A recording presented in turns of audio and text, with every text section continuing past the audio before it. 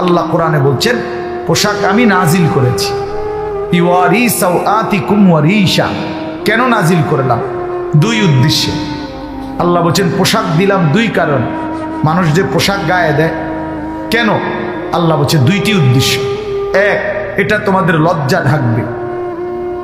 দুই, ওয়ারিশা, এটা তোমাদের সৌন্দর্য বর্ধন করবে। এক নাম্বার তোমাদের লজ্জা ঢাকবে, দুই নাম্বার তোমাদের সৌন্দর্য বর্ধন করবে, সৌন্দর্যের উপকরণ। তাহলে লজ্জা ঢাকবে, সতর ঢাকবে। তাহলে এক পুরুষের কোমর থেকে নিয়ে হাঁটু পর্যন্ত তার পূর্ণ সতর। আর এটা যদি শরীরের এই অঙ্গ, রান, পিছনের অংশ যদি কাপড় পরার পরে, প্যান্ট পরার পরে বুঝাই যায় তো সতর ঢাকলো কই? এটার তো দৃশ্যমানে বুঝাই যায় শরীরটার গঠন কেমন, স্বাস্থ্যের ফিগার কেমন, এটা তো বুঝাই গেল পুরা। তো সতর ঢাকলো কই? সতর ঢাকলো কই? এই জন্য তাফসীরের মধ্যে স্পষ্ট আছে, কোন ব্যক্তির সতর ঢাকা মানে শুধু কেবল কাপড় দেওয়াটা লাগানো না, বরং কাপড়টা এই জন্য লাগানো যেন সতরের অবয়ব বুঝা না যায়। তাহলে নারীর তো পুরা দেহ সতর, এই জন্য নারীর পোশাক এতটা ঢিলে ঢালা হওয়া উচিত যেন তার শরীরের অঙ্গ প্রত্যঙ্গের অবস্থান বোঝা না যায়। তাইলে সেটা পোশাক হবে না, সেটা উলঙ্গই। হাদিসের মধ্যে আছে, আল্লাহ নবী সাল্লাল্লাহু আলাইহি ওয়াসাল্লাম বলেন, নিসাউন কাসিয়াতুন আরিয়াতুন, কিছু নারী হবে এমন যারা পরেছে তো পোশাক কিন্তু তারা উলঙ্গ। সরাসরি হাদিস, কাসিয়াতুন আরিয়াতুন। এমনি তো দেখতে মনে হয়েছে পোশাক গায়ে দিছে কিন্তু আসলে তারা উলঙ্গ। আরিয়াত মানে উলঙ্গ। মা ইলাতুন মুমিলাতুন, যারা নিজেকে পর পুরুষকে নিজের দিকে আকর্ষণ করে, পর পুরুষও তাদের দিকে আকর্ষিত হয়। লা ইয়াজিদনা রিহাল জান্নাহ, আল্লাহ নবী সাল্লাল্লাহু আলাইহি সাল্লাম বলেন তারা জান্নাতের ঘ্রাণও পাবে না, জান্নাতের ঘ্রাণও পাবে না। যদিও জান্নাতের ঘ্রাণ 500 বছরের রাস্তা থেকেই নাকে লাগে, কিন্তু এর পরেও এই নাফরমান নারী 500 বছরের রাস্তার দূরে থাকলেও জান্নাতের ঘ্রাণও পাবে। এই মানে পোশাক পরেও যে উলঙ্গ। বেপর্দা নারী পোশাক তো পরে কিন্তু উলঙ্গ। উলঙ্গ জামা তো গায়ে দিছে, রঙ্গিলা বোরকা তো একটা পড়ছে, কিন্তু এতটা টাইট যে তার অঙ্গ প্রত্যঙ্গ বোঝা যায়। তো পর পুরুষ তো আকর্ষণ হয় কিন্তু তার জাহান্নাম নির্ধারণ হয়, নিজের আখেরাত বরবাদ হয়। আখেরাত বরবাদ, যুবকের চরিত্র নষ্ট হয়, আর এই নাফরমান নারীর আখেরাত বরবাদ। এই জন্য বন্ধু, কথার প্রসঙ্গ দেখে এটা বললাম আর কি, যে আল্লাহ তাআলা বলছে পোশাক আল্লাহ দিয়েছে। এই জন্য কোনো কাফের বেঈমান থেকে পোশাকের ডিজাইন নিতে নাই। আমরা যারা মুসলমান, মুসলমান বেঈমানের পোশাক পরবে কেন? পোশাক মামুলি কিছু না, এটা মামুলি বিষয় না যে পোশাক একটা ফিনলেই হলো হুজুর এগুলো নিয়েও এত মাথা কামান কেন? না না, এটা তো গুরুত্বপূর্ণ বিষয়। কোরআন শরীফ আল্লাহ বলছেন ওয়ালিবাসুত তাকওয়া যালিকা খাইর। এরপরে আল্লাহ বলেন মুত্তাকির পোশাক, তাকওয়ার পোশাক, এটাই হচ্ছে সর্বোত্তম। এই কথার দুই অর্থ।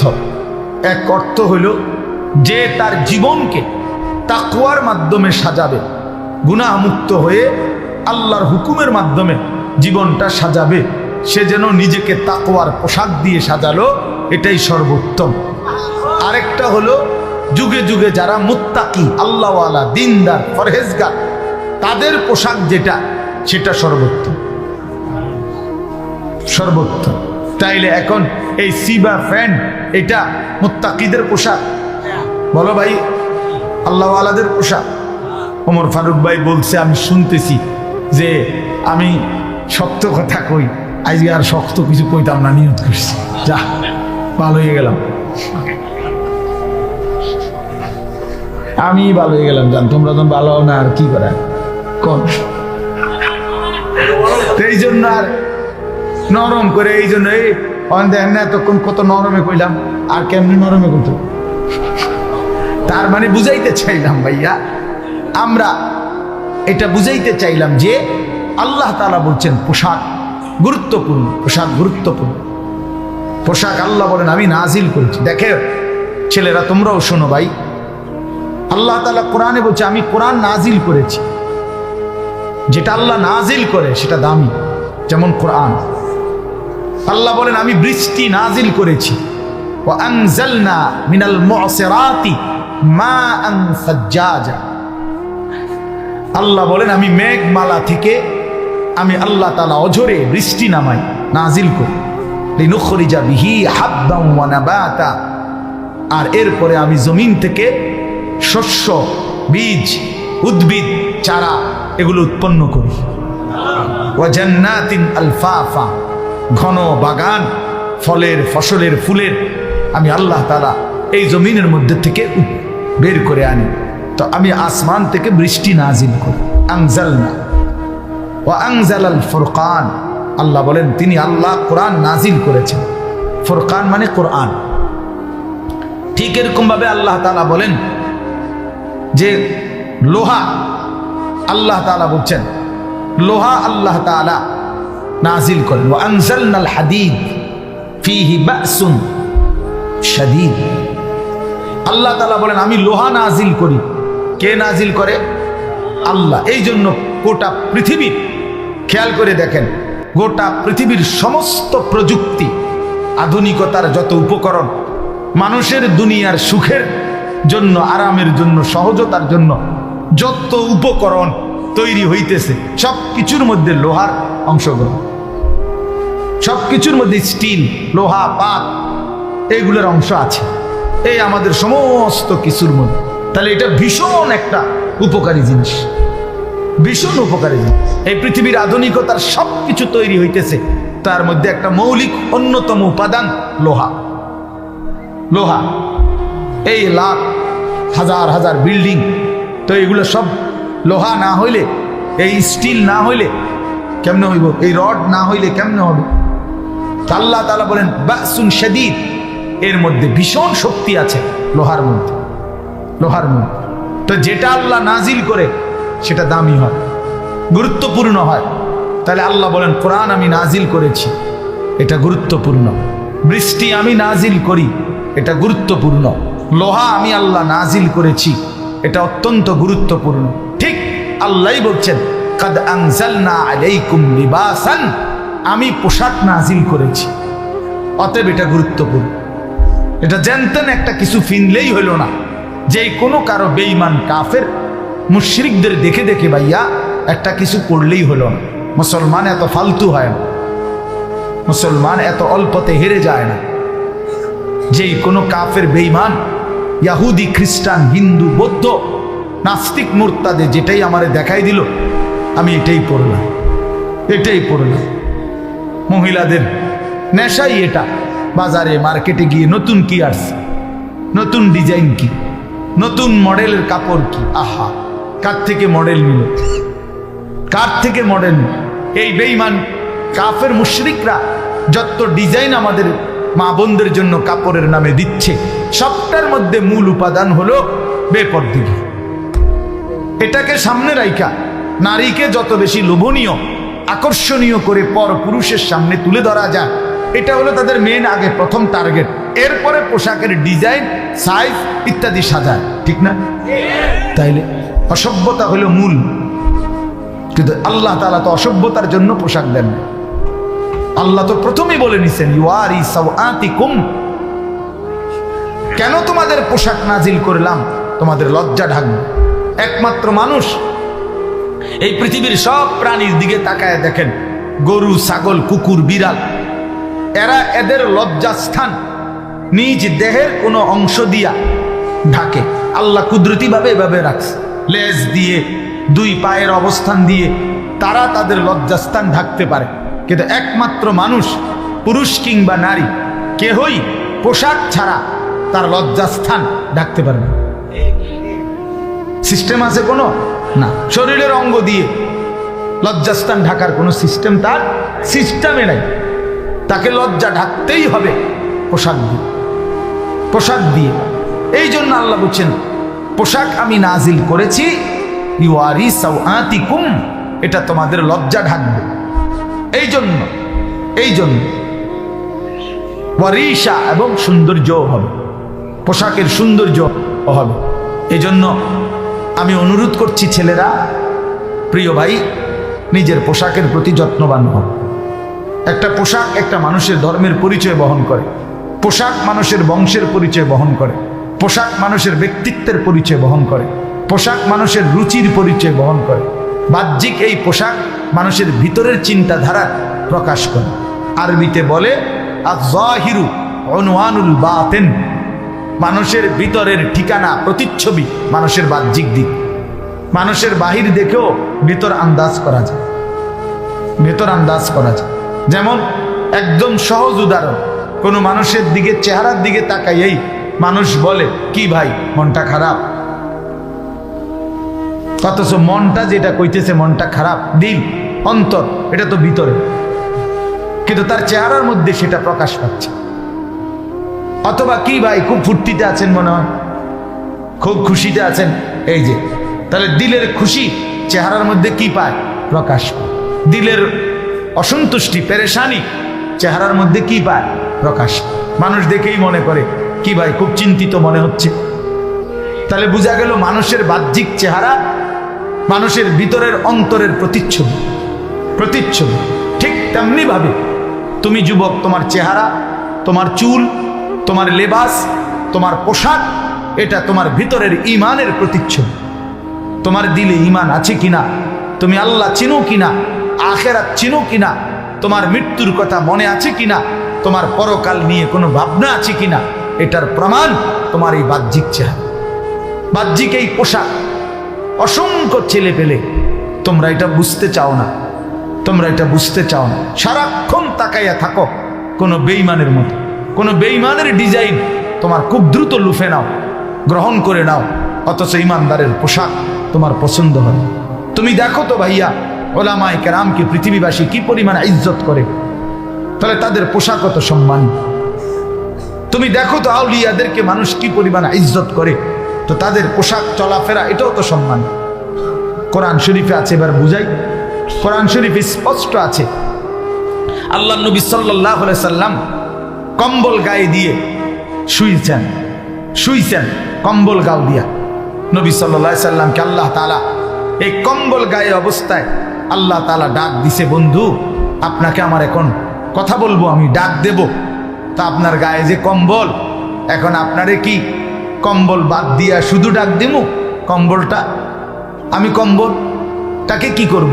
তা আল্লাহ বলে, বন্ধু যে কম্বল আপনার গায়ে, আমি আল্লাহর কাছে সেই কম্বলটাও প্রিয়। এজন্য বন্ধু শুধু আপনাকে ডাকবো কেন, কম্বলটাকে সহই ডাক দেই, ইয়া আইয়ুহাল মুজাম্মিল, হে কম্বল পরা বন্ধু আমার। সরাসরি কোরআনে তা রাসূলুল্লাহ সাল্লাল্লাহু আলাইহি সাল্লামের গায়ের কম্বল দামি হয়ে গেছে, ইয়া আইয়ুহাল মুজাম্মিল। নবী সাল্লাল্লাহু আলাইহি সাল্লাম চাদর গায়ে দিয়েছেন, চাদর গায়ে আল্লাহ নবী সাল্লাল্লাহু আলাইহি সাল্লাম, আল্লাহ তাআলা বলছে, বন্ধু আমার যে আপনাকে এখনই ডাক দিতে মন চাচ্ছে, কিন্তু চাদরটা কি করব, বাদ দেব চাদর? না বন্ধু, আপনার গায়ের ওই চাদর এটাও আমার কাছে প্রিয়, এই জন্য আপনাকে ডাক দিতে গিয়ে চাদরকে বাদ দিলাম না। ইয়া আইয়ুহাল মুদ্দাসসির, হে চাদর পরা নবী আমার। কি বোঝা গেল বাপ? রাসূলুল্লাহ সাল্লাল্লাহু আলাইহি সাল্লামের কম্বলটাও দামি, চাদরটাও দামি, তাহলে নবীর জামাটাও দামি, নবীর লুঙ্গিটাও দামি, নবীর দাড়িও দামি, নবীর টুপিও দামি, নবীর পাগড়িও দামি, নবীর সাথে লাগা প্রতিটা পোশাকই এই পৃথিবীর সবচেয়ে সুন্দর, সবচেয়ে সুন্দর, সবচেয়ে সুন্দর। বাকি তোমরা যারা বেঈমানের মতো সাজলা গুজলা, তোমরা ভুল করলা, ব্যর্থ হইলা, ফ্যাশনের নামে, সৌন্দর্যের নামে জাহান্নামের আগুন নিজের গায়ে লাগা, বরবাদ হইলা। এটা ফালতু মডেল ধরলা, ফালতু ফালতু ফালতু। হ্যাঁ, চুলের এই সমস্ত কাটিং সিটার বাটপারের কাটিং, কোন ইমানদারের কাটিং। তুমি খবর নাও বেটা, রাগবের কিছু নাই বেটা, ফুটটা খোর বাবা খোর, ডাইল খড়ি ইয়াবা করে কাটিং, এটা কি আব্দুল জোনায়েদ বাগদাদির কাটিং? কথা বলেন না তো, তাইলে তো এটা কিসের কাটিং ধরলাম? এটা তো কোনো না কোনো বাবা খোরের কাটিং। খবর না দাও তুমি সমাজে, সমাজের যারা কুট্টাখোর বাবাখোর, এগুলোর পোশাক দেখো, এগুলোর চুল দেখো, এটা কেমনে পছন্দ হলো? চি চি চি, এত নিকৃষ্ট মানুষের ফ্যাশন পছন্দ হয় কেমন? সিনেমার নায়কের কোনো চরিত্র আছে? সিনেমার নর্তকীর কোনো চরিত্র আছে? চরিত্র থাকলে সে সারা দেহ সারা পৃথিবীরে দেখায়, বুড়ারও দেখায়, জোয়ানেরও দেখায়। কোনো রুচিই তো নাই বেডি, অসভ্য বেডি। বেডি বোঝে না এটা যেটা বুড়া বেড়া হইতো চাইবে, ওইটা তো তুই কথা বলেন না। আত্মসম্মান থাকলে যে এটা আমার আল্লাহ একটা সৌন্দর্য দিছে, এর লাগে এটা কি ফতেকাটে মানুষে দেখবো এটা? তাহলে বুঝা গেল রুচিহীন এরা, এরা রুচিহীন, বর্বর এরা। এই জন্য আল্লাহ তাআলা বলছেন, বাপ লিবাসুত তাকওয়া যালিকা খায়র, মুত্তাকির পোশাক উত্তম, মুত্তাকির পোশাক উত্তম। আল্লাহর নবী সাল্লাল্লাহু আলাইহি সাল্লামের এক সাহাবী হযরত বারা ইবনে আযিব রাদিয়াল্লাহু তাআলা আনহু, তিনি বর্ণনা করেন, নবীজি সাল্লাল্লাহু আলাইহি সাল্লাম একদিন একটা চাদর পরে বসছেন, চাদর গায়ে। তো উনি বলেন চাদরটার মধ্যে এরকম লাল লাল ডোরা কাটা, মানে লাল লাল সুতা ছিল আলাদা, একটু একটু সুতা লাল লাল, বাকি চাদরটা পুরা লাল না। চাদর হয়তো অন্য কালারের, কিন্তু ওই যে দেখো, ওই যে ছেলের মাফলারটার মধ্যে একটু লাল রং আছে না, এরকম কথার কথা, লাল পারওয়ালা, আমাদের রুমাল সাদা লাল মিশাই আছে না, এরকম। তো লাল ডোরা কাটা, লাল সুতার পারওয়ালা একটা চাদর গায়ে দিছে নবীজি সাল্লাল্লাহু আলাইহি সাল্লাম। মাথায় বাবরি চুলে, ওই ঠিক ওই টাইমে মাথায় বাবরি চুল খোলা, মানে হয়তো কোনো কারণে টুপি খুলছেন নবীজি, তো মাথা খোলা, বাবরি চুল, গায়ে এরকম লাল পারওয়ালা চাদর। হযরত বারা ইবনে আযিব বলেন, আমি শুধু একটা নজর তাকাইলাম নবীজির দিকে, তাকায়া উনি বলেন, খোদার কসম, আমি আমার দুই নয়নে এরকম লাল চাদর পরিহিত, লাল পারওয়ালা এবং বাবরি চুল বিশিষ্ট এমন সুন্দর প্রিয়জন আর কাউকে দেখি।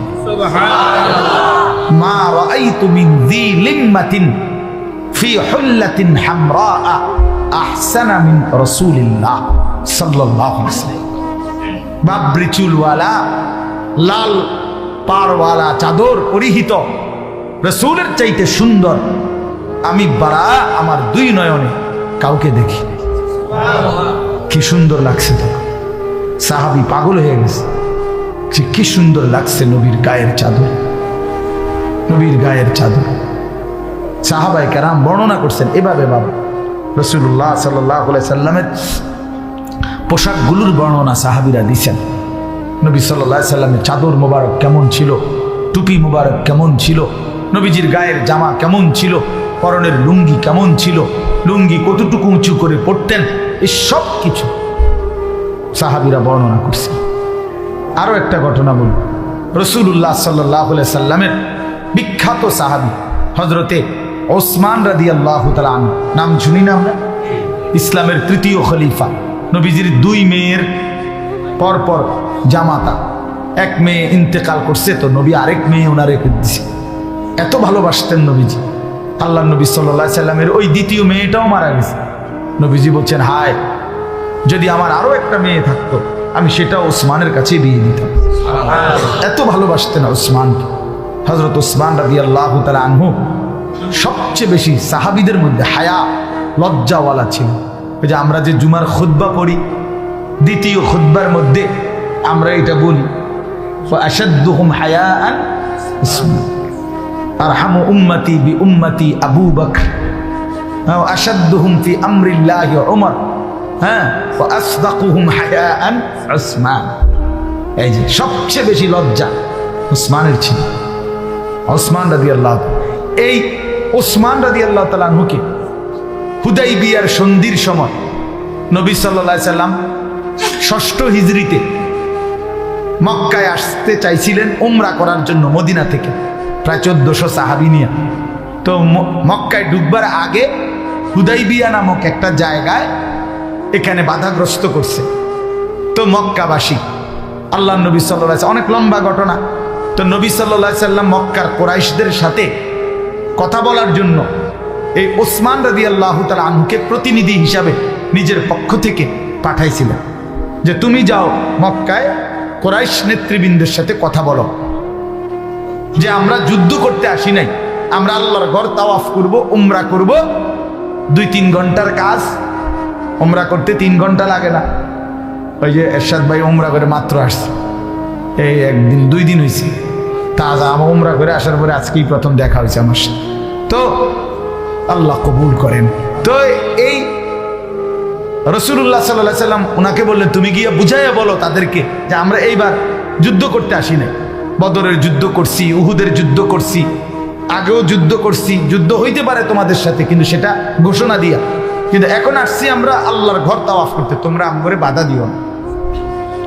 এই তখন আমার বলার উদ্দেশ্য হলো ওসমান রাদিয়াল্লাহু তাআলা আনহু তখন রওনা দিছে এই দূত নবীজির প্রতিনিধি হিসাবে মক্কায় ঢুকতে। তো ঢুকবার সময় মক্কার কুরাইশদের একজন নেতা ছিল আবান ইবনে সাঈদ। উনি ছিলেন ওসমান রাদিয়াল্লাহু তাআলা আনহুর চাচাতো ভাই। উনি আগায় আসছে ওসমানকে নেওয়ার জন্য, যদিও উনি কাফের, কিন্তু উনি আগায় আসছে কি নেওয়ার জন্য? মনে করেন আমারে একটু আগায় আনছে না সাথীরা, তো একটু আগাইয়া গেছে উনি।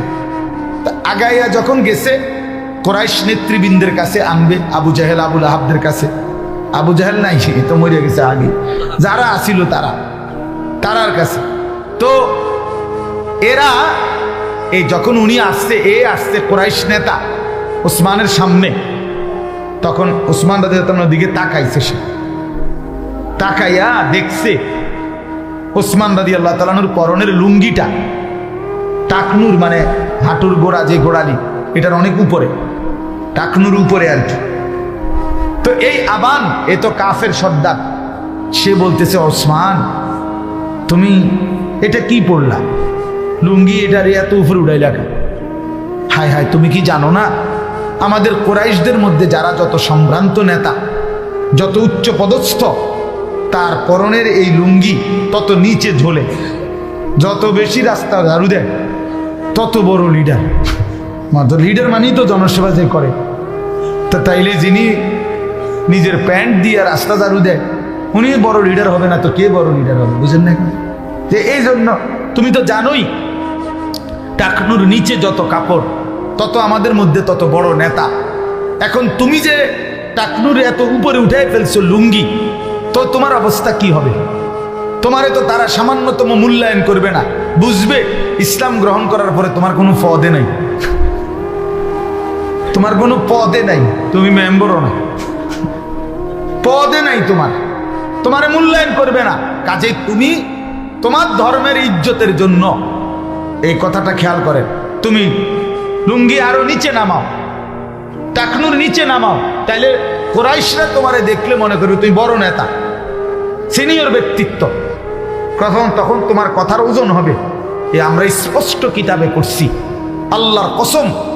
নবীর সাহাবী তখন বলছে লা ওয়াল্লাহি হাকাদা ইজারু নবীনা সাল্লাল্লাহু আলাইহি ওয়াসাল্লাম।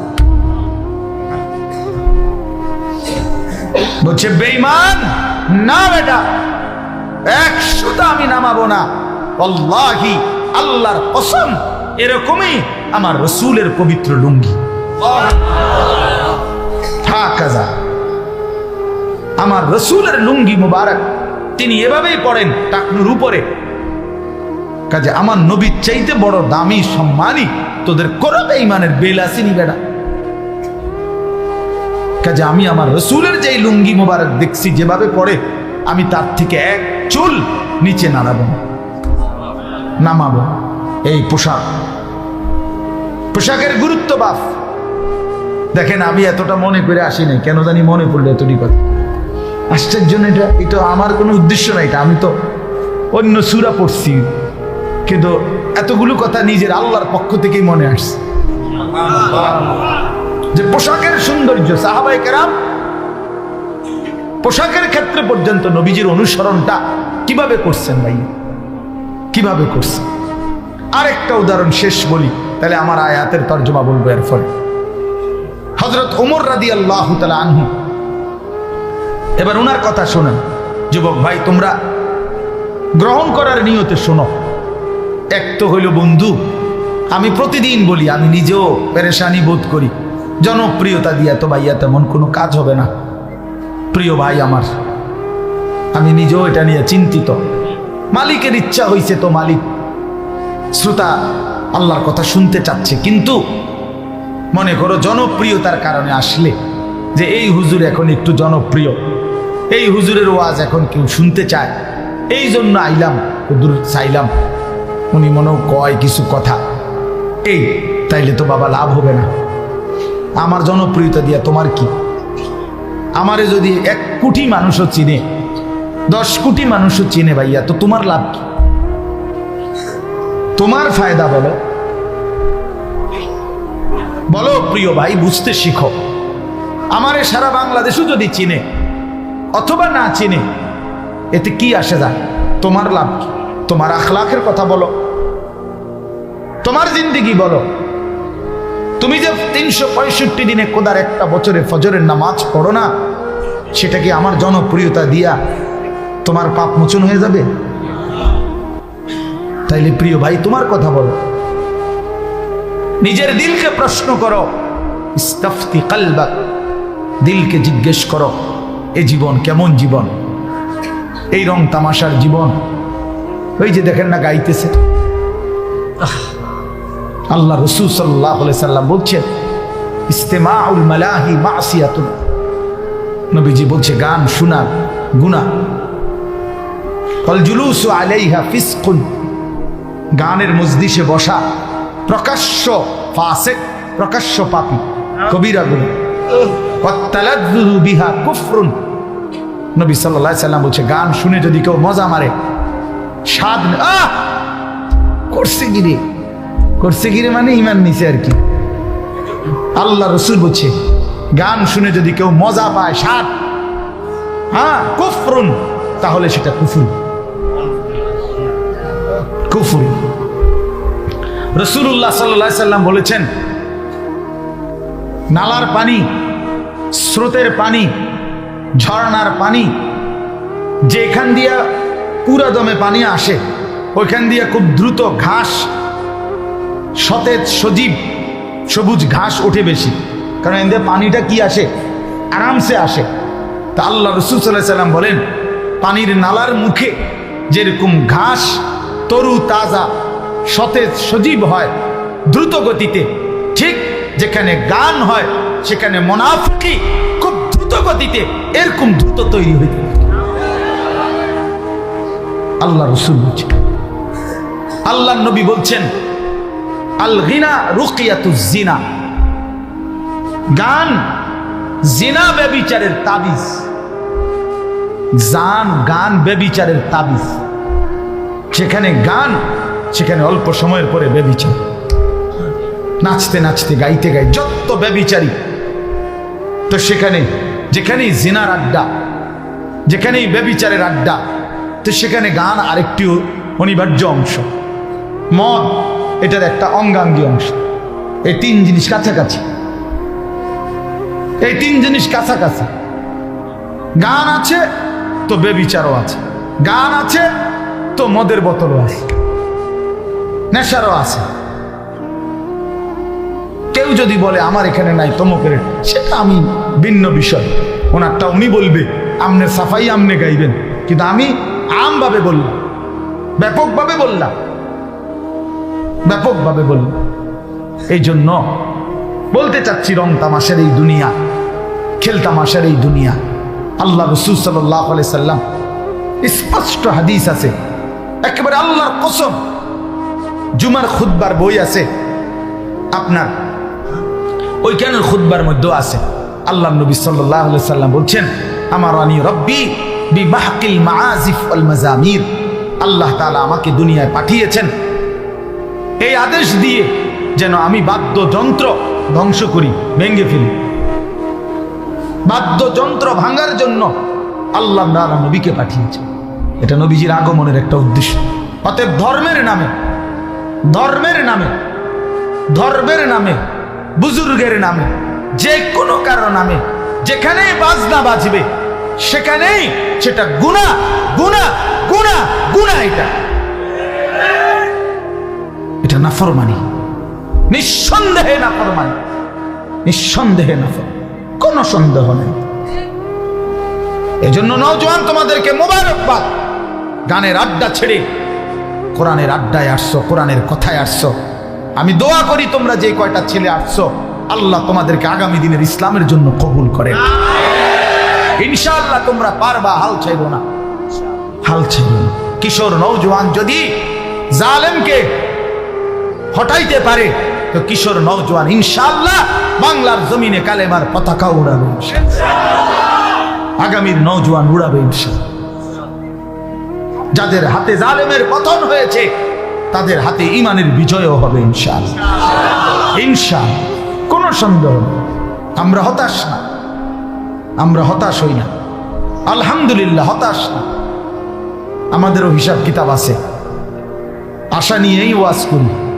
কিশোর নওজোয়ান আগামী দিনের তরুণ যুবক আল্লাহর দিকে ফিরতেছে, কোরআনের দিকে ফিরতেছে। নতুন বাচ্চা আল্লাহর কোরআনের দিকেই ছুটছে বেশি। রিক্সাওয়ালা, ঠেলাওয়ালা, দিন মজুর, কুলি, দিন আইনা দিন খায়। আজকে তারাও স্বপ্ন দেখে আমার ছেলে হাফেজে কোরআন হবে। এক সমাজের উচ্চ পদস্থ পয়সাওয়ালা ধনী সর্বোচ্চ, সেও স্বপ্ন দেখে আমার ছেলেটা হাফেজে কোরআন হবে। এটা প্রমাণ করে আগামীর পৃথিবী কোরআনের পৃথিবী। মনে রাখ, বাংলাদেশের গলিতে গলিতে, রাস্তার মোড়ে মোড়ে, গ্রামে গ্রামে, পাড়ায় পাড়ায়, মহল্লায় মহল্লায়, শহরে মফস্বলে, রাজধানীতে, সর্বত্র এই যে নুরানি মাদ্রাসা, হাফিজি মাদ্রাসা, এত মাদ্রাসা হচ্ছে, কারণটা কি বলেন ফারুক ভাই? কারণ কি? এত মাহফিল, এত মাদ্রাসা কা? এটা আমি প্রতিদিন বলি। মোবাইল হাতে ধরে রাখলে আল্লাহর কথার প্রতি দিল জমে না, দিলের মধ্যে সারাক্ষণ উঠাপড়া করে মোবাইলটাকে কেন্দ্র করে। অর্থাৎ মনে হয় কেবল যে মোবাইলে ঠিকমতো উঠতেছে কিনা। তো মোবাইলে ঠিকমতো উঠছে, ঠিক আছে, সুন্দরভাবে আওয়াজ উঠছে, বয়ান উঠছে, কিন্তু আমার নিজের জন্য, নিজের জীবনের পরিবর্তনের জন্য কি হলো? মোবাইলের মধ্যে 1 লক্ষ ওয়াজ জমাইলে কি ফায়দা? বাংলাদেশের 100 বক্তার ওয়াজ প্রত্যেকের মোবাইলে থাকলে কবরের আযাব মাফ তো, বলেন না? তাইলে দেখার বিষয় তো হলো নিজের জন্য কি নিলাম। প্রতিটা মাহফিলের মূল মাকসাদ নিজের পরিবর্তন। যেই কোনো মাহফিল ইন্তজাম করতে অনেক কষ্ট করতে হয়। এই মাইক, প্যান্ডেল, পোস্টার, ওলামায়ে কেরামকে দাওয়াত দেওয়া, অনেক পেরেশানি। মাওলানা ওমর ফারুক ভাই, যিনি এতক্ষণ বয়ান করলেন, এই ভাই কি পরিমাণ অনুরোধ করছে, আবেদন মহব্বত করে এই মাহফিলটা ডেট নেওয়ার জন্য আমার কাছে অনেকবার বলছে। বেচারা উমরায় যাইতেছে, তখনও খবর দিচ্ছে যে হুজুর ডেটটার জন্য। আমার উত্তরবঙ্গে ডেট ছিল 3-4 দিনের, তো প্রচণ্ড শীতের ডরে আমি আরও আগে 3-4 মাস আগে এগুলো নিষেধ করে দিছিলাম যে এই সময়টা উত্তরবঙ্গে খুব শীত থাকে। বলছি যে তাদেরকে এবছর নভেম্বর মাসে আবার পিছাইয়া দিছে যে আপনাদেরকে ইনশাআল্লাহ আল্লাহ হায়াতে বাঁচাইলে সামনে যাব। এই তখন এই ডেটটা ওনারে দিছি। তো বলার উদ্দেশ্য হলো যে সবার আন্তরিকতা নিয়েই, ছেলে পেলে অনেক উৎসাহ উদ্দীপনা নিয়ে মাহফিলের আয়োজন। এখন এর মাকসাদ কি?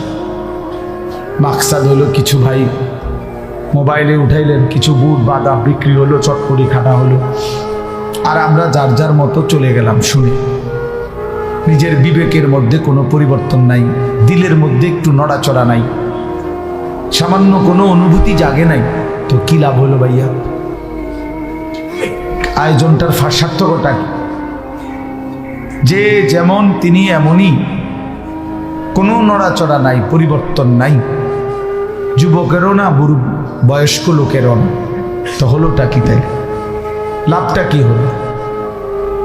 এই জন্য বাপ, এটা জরুরি বিষয়, এটা বোঝা যে আল্লাহর কথা, কোরআনের কথা আমাদের জীবন পরিবর্তনের জন্য। এই জন্য মোবাইলটা ধরে রাখলে মনোযোগ হয়, বারবার এটার দিকে নজর যায়। এই কারণে আমি শক্তভাবে বললাম, বরং তোমরা ছেলেরা যারা দাঁড়ায় আছো, দেখো যে কষ্ট করে বসার কিন্তু জায়গা আছে। যে যেটুকুই শুনো ভাই, বসে শোনো। মনে করো তুমি 10 মিনিটেই শুনলে, আমার কোনো আপত্তি নেই, তো 10 মিনিট বসে শোনো। এই পিছনে জায়গা আছে, এখানে দাঁড়ায় না থেকে পিছনে যাও, বসে শুনলে আল্লাহর কথা আদব হয়। জুতা পায়ে আল্লাহর কথা শোনা আদব পরিপন্থী। হ্যাঁ, এটা কোরআনুল কারীমের মধ্যে আল্লাহ তাআলা মুসা আলাইহিস সালামকে বলছে। আমরা সবাই জানি এটা, যে মুসা নবীর সাথে আল্লাহ তাআলা প্রথম যেদিন তুর পাহাড়ে কথা বলছেন, সেদিনই আল্লাহ বলছে, প্রথম দিন, ফাখলানা আলাইকা, মুসা তোমার জুতা খুলে ফেলো। এরপরে আল্লাহ তাআলা ওনার সাথে কথা বলছে। তার মানে আল্লাহর কথা শুনবার আদব, জুতা খুলে বসে পড়া। হযরত জিবরাইল আলাইহিস সালাম, আপনারা আমার দিকে তাকান, ছেলেরা এমনি শুনবে ইনশাআল্লাহ। তো জিবরাইল আলাইহিস সালাম, হাদিসের মধ্যে আছে, যতবার তিনি নবী সাল্লাল্লাহু আলাইহি সাল্লাম এর কাছে মানুষের আকৃতিতে আসছেন, জিবরাইল নবীজির কাছে দুইভাবে আসতেন। কখনো অদৃশ্যভাবে আসতেন, যেটা নবীজি টের পাইতেন, সাহাবীরা দেখতো না, বুঝতো, নবীজির চেহারা দেখে বুঝতো জিবরাইল আসছে।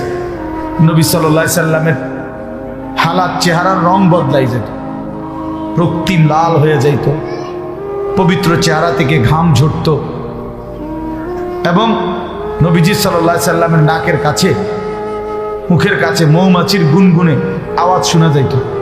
সাহাবীরা বুঝতেন জিবরাইল আসছে, কোরআন নাজিল করছে। তো এটা ছিল একটা। আর কখনো কখনো জিবরাইল আলাইহিস সালাম সরাসরি মানুষের আকৃতি ধরে নবীজির কাছে আসতেন। এই মানুষের আকৃতি ধরে যখন আসতেন, তখন তিনি নবীজির সাথে যে কথা বলতেন, বসে কথা বলতেন আদবের সাথে। নবীজি সাল্লাল্লাহু আলাইহি সাল্লামের সামনে একবারে নামাজের হালাতের মতো বসতেন। নবী সাল্লাল্লাহু আলাইহি সাল্লামের দুই হাঁটু মোবারকের সাথে হাঁটু মুখোমুখি করে জিবরাইল বসতেন, বুক বরাবর, হাঁটু বরাবর, চোখ বরাবর। মনে করেন আমার এই দুই হাঁটু বরাবর যদি ওইদিকে কেউ বসে আমার মুখোমুখি, তাহলে হাঁটু যেমন বরাবর, তো বুকও তো বরাবর, চোখও তো বরাবর, ঠিক না? এতে তাওয়াজ্জু বেশি হয়, এতে ফায়দা বেশি হয়, উপকার বেশি হয়, চোখের সাংঘাতিক পাওয়া, নজরের বরকত হয়। এই কারণে এই দুইটা কথা মিলাইয়া বললাম। একটা হলো আল্লাহর কথা শুনতে বসতে হয়, জুতা খুলতে হয়। এজন্য দাঁড়াইয়া আল্লাহর কথা শোনা আদব না। হ্যাঁ, একান্ত নিরুপায়, জায়গা কোনোভাবে আর নাই, অথবা জায়গাটাই এমন যে দাঁড়ানো ছাড়া উপায় নাই, এমন কোনো পরিস্থিতি হতেই পারে। তো সেটা তো বিশেষ কারণ, তার জন্য দাঁড়ায় থাকলে অন্য বিষয়। এখন এরপরও যে ছেলেগুলো দাঁড়ায় রয়েছে, হইতে পারে এদের কারণ হলো এদের ফ্যান্ড এত সিফা যে এইটিতে বইতারে না, এটা শাস্তি স্বরূপ দাঁড়াইয়া থাকতে হয়। কারো কারো অভিশপ্ত জীবন, যে ফ্যান্ড, আল্লাহর লানত এমন ফ্যান্ড, যে এমন সিফা, এইটা দিয়ে আর বইতারে না, মানে তার বিচার দুনিয়াতে চলতেছে। বুঝছেন না কথা? দুনিয়াতেই বিচার চলতেছে। কারণ হাসরের ময়দানে আল্লাহ তাআলা বলছে মানুষগুলো দাঁড়িয়ে থাকবে পেরেশানির মধ্যে। এই জন্য এই সিফা প্যান্টের কারণে অনেক, আমি দেখছি অনেক ছেলে পেলে টাই না এটারে কোনো রকমে ঠ্যাং সরাইয়া কোনো রকমে বসে, মানে বেচারারে বসতে কইলে নিচে বইতে পেশাব করতে পারে না, শরীর কুদুর নাড়াইতে চারাইতে, এত চিপা টাইট প্যান্ট। তাহলে এইটা কেমন লানত তার উপরে, যে কদূর বইতারও না, পেশাব করতারও না বৈশা, এত বড় অভিশপ্ত, এটা কি প্যান্ট কিনলাম? ইতিহাস গবেষকদের কথা হলো, আফ্রিকার যারা গোলাম ছিল, কৃতদাস আফ্রিকান, তাদেরকে এই সিবা প্যান্ট ফিন্ডাইত। হ্যাঁ সত্যি। কেন? যাতে করে কাজে ফাঁকি না দেয়, গোলামের কৃতদাসের কাজে যেন ফাঁকি না দেয়। এই জন্য দাঁড়াই এই পেশাব করতো, বসার সুযোগ ছিল না, এত টাইট চিপা প্যান্ট বসতে দিত না, বসার সুযোগ কম। এই জন্য এই একদম স্কিন যেগুলো শরীরের সাথে লাগা, এদের উপরে এই বড় অভিশাপের, এরা সচরাচর আরামসে বসতে পারে না, বসতে পারে না। হ্যাঁ বসলে ওই চেয়ারে, তাও খুব কষ্ট হয়, এত টাইট, নিজের কষ্ট নিজে অনুভব করে, এরপরেও এটা বদলায় না, কারণ ফ্যাশন যে। আমার শায়েখ আল্লামা মুফতি মুশতাকুন নবী সাহেব হুজুর বলে, রসিক বাতেও মরে, রসিক শীতেও মরে। রসিক বাতেও মরে, শীতেও মরে। খানার কথা বলছে আর কইছে, কয় না খাইয়া আইছে, শীত লাগেনি কইছে, আর কয় না কোনো সময় কিসের শীত। এখন আর ওইরকম ভারী কম্বলও দিছে না, ভাতও দিছে না, তো এখন ফ্যাটের বুকেও মরে, শীতেও মরে। তো এটার বলে আর এই যে রসিক বাতেও মরে, রসিক শীতেও মরে, দোনো দিক দিয়ে মরে। তো এই জন্য এই রসিক কষ্টে মরে সিবা প্যান্ট পরে, একেবারে অনর্থক। তোমরা যারা ছেলেরা ভাইবা দেখো, ফ্যাশনের জন্য তো সামান্য বিবেক খাটাইতে হয়, যে আমি কি ধরনের ফ্যাশন, এটার ভিতরে তো একটা বিবেক থাকা চাই। কোরআন শরীফে আছে, আল্লাহ তাআলা বলছেন পোশাকের ব্যাপারে, ইয়া বনি আদম কদ আনজালনা আলাইকুম লিবাসান ইওয়ারি সাওআতিকুম ওয়া রিশা। কোরআন শরীফের আয়াত, আল্লাহ তাআলা বলেন, হে বনি আদম, আমি আল্লাহই তোমাদের উপরে পোশাক নাজিল করেছি। এই যে পোশাক পরার এই অভ্যাস, এই মানসিকতা, এই বুঝ এবং পোশাক পরিয়ে আল্লাহ তাআলাই নাজিল করছেন, এবং আল্লাহ তাআলাই এটা আদম এবং হাওয়া আলাইহিস সালাম ওনাদেরকে পোশাকের মাধ্যমেই আল্লাহ তাআলা তাদের রূহ দেওয়ার সময় এভাবেই সাজিয়েছেন। মনে করেন কিছু আধুনিক গবেষক আছে যারা বলে যে আদি যুগে মানুষের পোশাক ছিল না, ধীরে ধীরে মানুষ জঙ্গল থেকে ছাল বাল বাকল এগুলো দিয়ে নিজেদের লজ্জা ডাকতে ডাকতে আস্তে আস্তে আধুনিক হইতে হইতে পোশাক পরা শিখছে। এটা একদম গাঁজাখুরি কথা, মিথ্যা কথা, একেবারে গাঁজাখুরি কথা, এই বোতল খাই না কথা, বুঝেন না কথাটা? আলগা বোতল খাইছে, এরপরে আর কি কয় কথার কোনো উল্টা পাল্টা, এই গাঁজাখুরি কথা। কেন? কারণ হলো, আপনার কি মনে হয় যে আদম এবং হাওয়া আল্লাহ তাআলা এই দুইজনকে সৃষ্টি করে যে ফেরেশতাদের সামনে আদমকে আনলেন তো কাপড় চোপড় ছাড়া? এটা কথা হইল? এটা এত বড় বিবেকহীন কথা হইতে পারে? তো এরপরে কোরআন শরীফে স্পষ্ট আছে সূরা আরাফের মধ্যে, যে আল্লাহ তাআলা বলেন, আদম এবং হাওয়া যখন ওই নিষিদ্ধ গাছের ফল খাইছে ইবলিসের কারণে জান্নাতে, তখন সর্বপ্রথম তাদের কি ক্ষতি হয়েছে? জান্নাতি পোশাক কি হয়ে গেছে? ওনাদের পোশাক গায়ের থেকে পড়ে গেছে। তাহলে ওনাদের গায়ে আগে যদি পোশাক না থাকতো, পড়লো কি? তা কথা বুঝেন নাই? ওনাদের গায়ে আগে পোশাক ছিল কিনা? তাহলে বোঝা গেল প্রথম মানব আদম, প্রথম মানবী নারী হাওয়া আলাইহিস সালাম, দুজনের গায়ে কি ছিল? পোশাক ছিল। তো তাহলে আদিম যুগে মানুষ পোশাক ছাড়া ছিল, এত বড় মিথ্যা বাটফারি কথা করতে গেল বলেন? এই জন্য এটা কোরআন থেকে দিন নিতে হয়। জীবন, কোরআনুল কারীম শুধু নামাজ শিখায় না, কোরআনুল কারীম গোটা পৃথিবী শিখায়। মানুষের জীবনের সব কিছুই কোরআন থেকে নিতে হয়। কোরআনুল কারীমে আছে, আল্লাহ তাআলা বলেন যে শয়তান যেন, ইয়া বনি আদম লা ইফতিনান্নাকুমুশ শাইতান, হে বনি আদম, শয়তান যেন তোমাদেরকে ধোকায় না ফেলে। তোমাদের বাবা মার গায়ের পোশাক যেমন খুলে ফেলেছে, তোমাদেরকেও শয়তান যেন প্ররোচিত করে গুনাহের দিকে টেনে নিয়ে তোমাদের পোশাক যেন খুলে না ফেলে। কোরআন শরীফের স্পষ্ট। আজকে আমাদের বোনদের পোশাক বিবস্ত্র, অর্ধ উলঙ্গ, বেপর্দা। কেন? তাকে, নারীকে, ওই বোনকে, ওই মেয়েকে, ওই স্ত্রীকে, ওই মহিলাকে শয়তান নিজের পক্ষে নিয়ে আনিছে। এই জন্য তার পোশাক, তার শরীর, কাপড় বিবস্ত্র করে দিয়েছে, অথবা অর্ধ উলঙ্গ বানায় দিছে, অথবা বেপরদিগি বানায় দিছে। এই জন্য পোশাকের উপরে শয়তানের বড়সড় আক্রমণ হয়।